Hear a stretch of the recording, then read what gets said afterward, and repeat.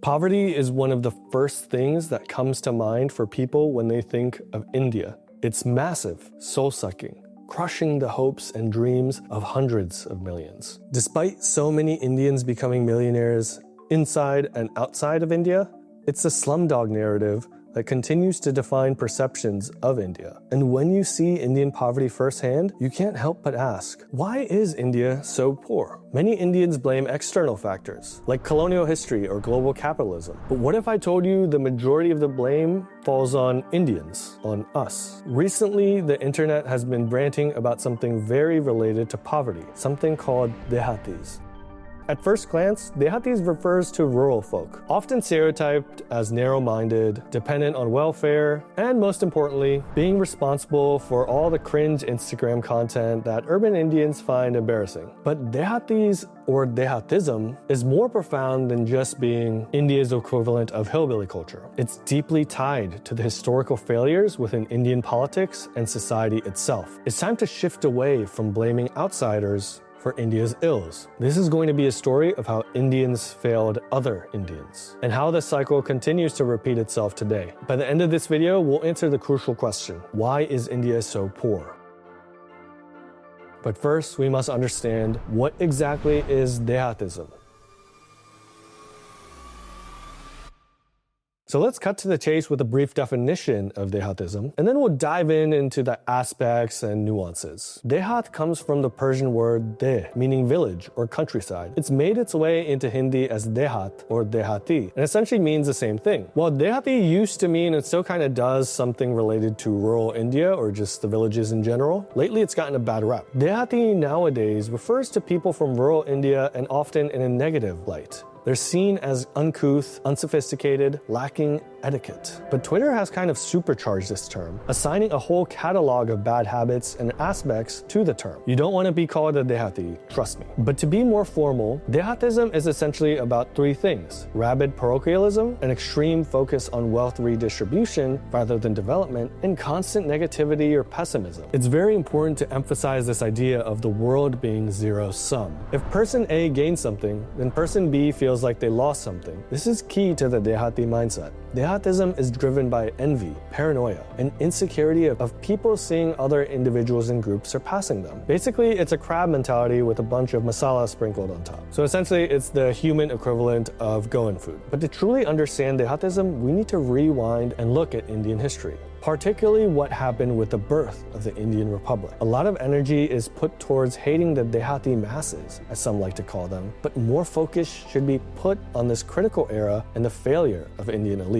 The Indian village wasn't necessarily always, to be blunt, a hellhole. We have various accounts from foreign travelers describing the Indian village in detail, and they don't necessarily point it out to be something that ghastly. In fact, sometimes it would be pretty functional and prosperous. Usually many were centered around temples, which function not only as religious institutions, but also as social service institutions, disseminating knowledge, solving community disputes, and enacting charities. Markets would spring up around temples, and villages functioned as proper economic centers in their own right. But more towards recent times, something started to change. And I know I said I wasn't going to blame outsiders or something like British colonization for India's problems, but the truth is they indeed played a role. Not the whole, but a part of it. Historian Will Durant notes how Indian villages became hollowed out during the British Raj. The people flock to the factories because the land cannot support them. And the land cannot support them because it is overtaxed, because it is overpopulated, and because the domestic industries with which the peasants formerly eked out in winter their gleanings from the summer fields have been destroyed by British control of Indian tariffs and trade. The British upended a lot of native Indian industries and overtaxed village peasants during the Raj, which destroyed village economies. By the time of the Republic's birth, India's villages were the crucibles of destitution. Some independence leaders, such as Mahatma Gandhi, romanticized villages and saw them as the best of India, arguing against things like industrialization and lionizing agriculture as a holy profession. Others, such as B.R. Ambedkar, saw villages as cesspools of arrogance and Indian stagnancy, pointing out the lack of economic dynamism and particularly cultural problems around caste and community. But beyond this debate about the role and importance of Indian villages, we have to do a bit of comparative analysis here. Early Indian elites didn't really commit to pushing the Indian masses, who overwhelmingly resided in villages, to reform. They didn't put emphasis on essential things like industrialization, moving people from farms to factories, and forging a common Indian identity above local community distinctions. Check out this clip from the documentary I Am 20, which explored how 20-year-old Indians in 1967 viewed their country and their society. This particular young man was from a village. School गए पढ़ने के लिए? पढ़ने नहीं गए।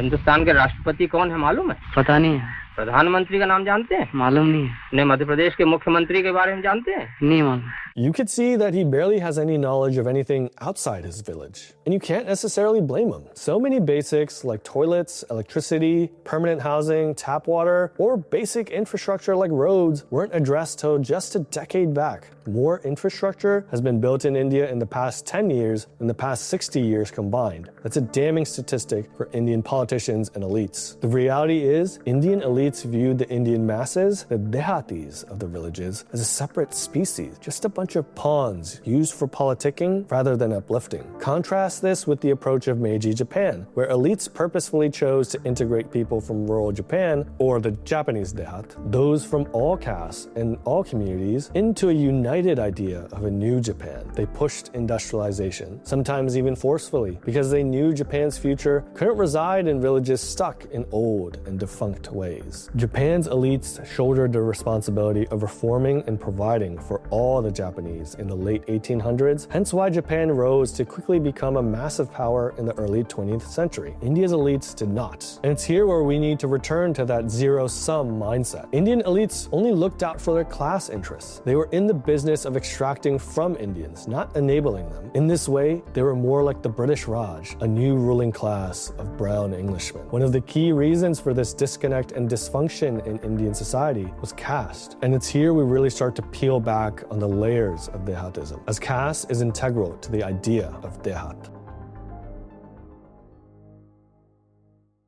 Dr. B.R. Ambedkar described the effects of the caste system in a searing way. Indeed, the ideal Hindu must be like a rat, living in his own hole, refusing to have any contact with others. There is an utter lack among the Hindus of what the sociologists call consciousness of kind. There is no Hindu consciousness of kind. In every Hindu, the consciousness that exists is a consciousness of his caste. That is the reason why the Hindus cannot be said to form a society or a nation. This quote is about Hindus, but caste and community dynamics are a pan-Indian phenomenon. This lack of consciousness of kind, that's key here. It generates a lack of commons, or even general feeling of unity amongst the commoners. A lot of this is driven by early Indian democracy too. Unlike most developing countries, India got universal franchise off the bat. Anyone and everyone could vote. Meiji Japan, early America, China, and various other countries that industrialized and made their population more united were not full democracies or even democracies at all in most cases, when they did the tough work of reforming their populace and pushing industrialization. Caste was baked into Indian democracy and state via specific laws from the beginning, whether it was through things like reservation or Indian affirmative action, or policies like receiving extra welfare if you're from a certain caste. So due to this entrenchment of caste within the state and the bottom-up strength of caste feelings in Indian society, that caste became the building block of Indian democracy. People would vote their caste instead of casting their vote. And this leads to distortions in Indian democracy.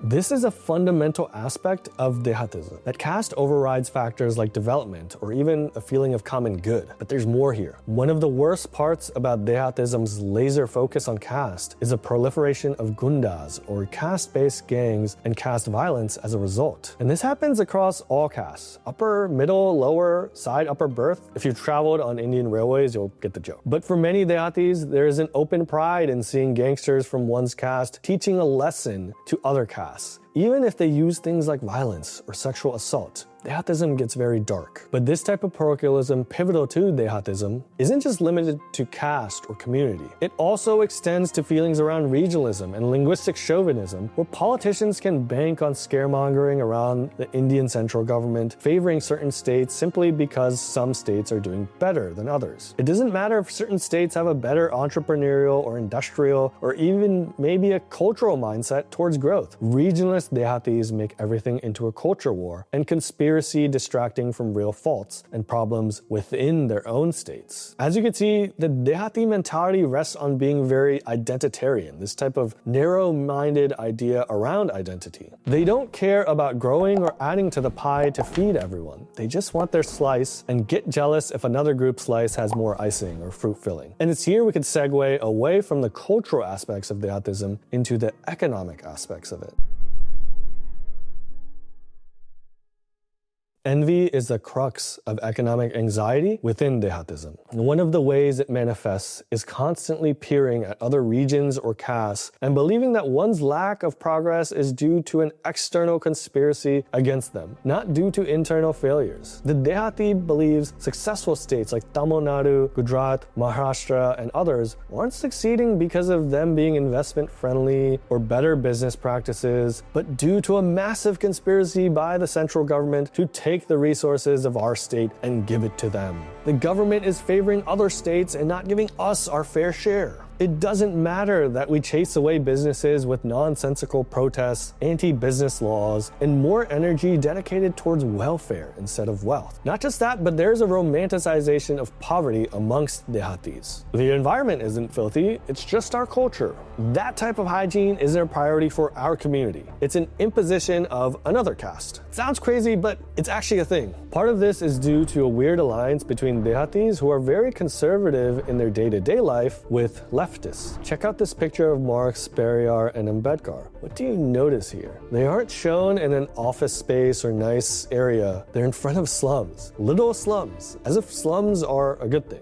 Even with the recent planned redevelopment of Dharavi, the largest slum in Asia, perhaps even the world, left-wing Indian opposition parties opposed it on account of the spirit of Dharavi. It's a really weird scenario where the Indian right wing wants to industrialize India and make groups go away from this parochial identity or attachment to their caste, while the left wing opposes industrialization and uses caste as a way to break the Hindu majority during election time. We see here the Dehati mentality on full display, where a simple infrastructure project gets opposed by people who say the government is insulting their community or their pride or izzat by forcing them to move. Dehatism is maddening, and it happens all over India, guys. It's mind-boggling to think that there are groups in India that are anti-infrastructure, anti-development, anti-growth even, but when you combine parochialism around identity and jealousy around wealth, well, you see the result. What type of economics do Dehatis prefer then? Freebies, wealth redistribution. In the past few years, welfare has been the name of the game in India. New welfare schemes worth billions of rupees have been proposed in state elections, with almost every single party promising some type of cash handout. When the BJP didn't offer any big new freebies in the 2024 parliamentary elections, they lost a bunch of seats while barely eking out a victory. The opposition, on the other hand, promised caste-based wealth redistribution across India. Yes, I mean forcibly taking wealth from like your bank account or even your hands or like under your couch or something and giving it to someone else simply because of your caste. And that promise, it resonated. Dehatism made a dent in Indian politics and economics. And look, poverty is very real and welfare is crucial. But Dehatism transforms legitimate support that people need into a destructive obsession, often at the expense of long-term growth. Many states are already struggling to pay out the pie-in-the-sky promises they made in terms of freebies, and as a result are having to make cuts in vital places like infrastructure, manufacturing incentives, or even other welfare schemes. Governments are beginning to drown in debt. But hey, at least they got the Dehati vote. Yet Dehatism isn't just limited to rural India. Dehatism is a mentality. It isn't tied just villages. Nowadays, you're increasingly seeing something I call the Urban Dehati. Let's check this part out before I peace out.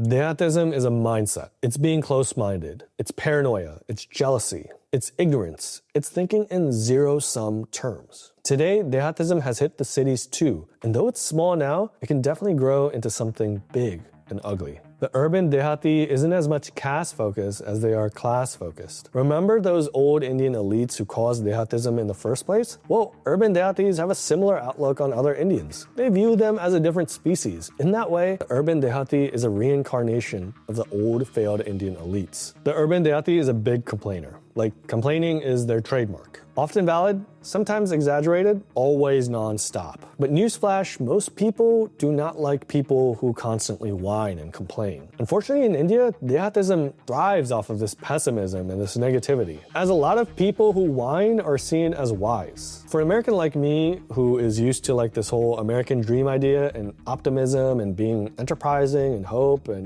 freedom and bravery and all that, it's pretty pathetic. And it's actually really, really annoying. Rural Dehatis self-segregate based on caste, but class is a lot more nuanced in urban India. So urban Dehatis segregate themselves based off of virtue signaling. This is the core of the urban Dehati mentality. Status over substance. Urban Dehatis don't like being grouped with other Indians, so they do things like really try hard westernization or being contrarian with regards to their takes. They're just trying to be too different, and when you try too hard, people can see that you're actually not being yourself. It just comes off as really whack. In practice, you'll see stuff like urban Dehatis complaining why India is so behind countries like 20 levels above them on the tech tree or like thousands of dollars ahead of them on GDP per capita. Other times, they will just blanket blame Hinduism or Indian culture at large for why India is so backwards. They'll do stuff like blaming the central government for a random pothole outside their house instead of the local government or a municipal corp. My friend Rohan put it really well. The urban Dehati is a walking contradiction. They mock India for not having a massive bullet train network like China, but think the Mumbai to Ahmedabad bullet train is a waste of money. They don't want money spent on freebies, but they want income tax exempted till like 1 crore, which is a lot of money. Like, I'm pretty sure that is not middle class, but in general, they just like complaining, man. They also do this thing where they pretend like they're above politics by saying all parties are the same, but that just isn't true. In 2014, almost half of Indians were defecating in the open. That rate has plummeted now into single digits, and it is indeed because of policies of the political party in power. I just think they're kind of embarrassed to say they support the Congress Party, which, to be honest, I kind of get. And to top it off, urban Dehatis are great examples of how money cannot buy class. The littering, the uncouth civic sense, that arrogant public behavior asking people if they know who their dad is. And all those little Dehati habits are still there for urban Dehatis. Just visit a nightclub in Delhi and you'll know what I'm talking about. You can kind of tell now that Dehati is not a rural or Indian phenomenon, but you can see it in glimpses across the world. I'm not going to point fingers at anybody, but just watch some Jerry Springer reruns if you want to know what I'm referring to. So how the hell do we even solve Dehatism?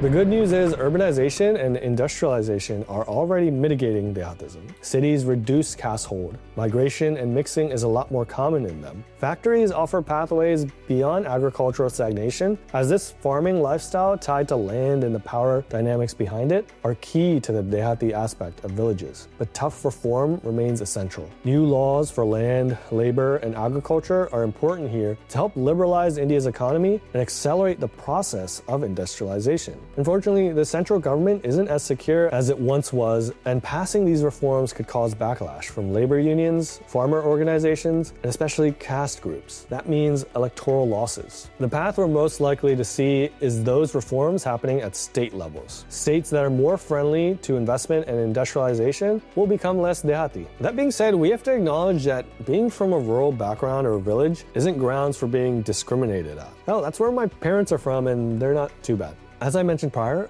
a lot of Dehatism today falls onto the failure of early Indian elites. People are products of their environment more than we think. But what about those urban Dehatis? Well, that's probably going to stick around, unfortunately, if not grow. Dehatism is fundamentally a cultural and psychological challenge, rooted in negativity, cynicism, and status anxiety. Cities may grind away caste, but class remains. In reality, this is a battle against a deep-rooted Indian idea of being cynical. Cynicism being cool. Being negative means being smart. Whining is wisdom. Being pessimistic means being high status. As I told you guys prior, I'm American. These ideas are incredibly stupid, but I constantly come across these notions when I'm studying or exploring India. It's just whack as hell, man. I don't know what else to say. Real progress requires a cultural shift away from cynicism towards optimism and ambition, values intrinsic to the great societies India aspires to emulate. And if all else fails, just like read the Bhagavad Gita or something. You're not gonna find this like negativity or pessimism or Dehatism or anything like that there. Anyways, thanks for watching, everyone. Remember to like, share, and subscribe. Subscribe to my Patreon if you really like what you're seeing, and for a lot of goodies as well. This is Akshay from The Emissary. Have a good one.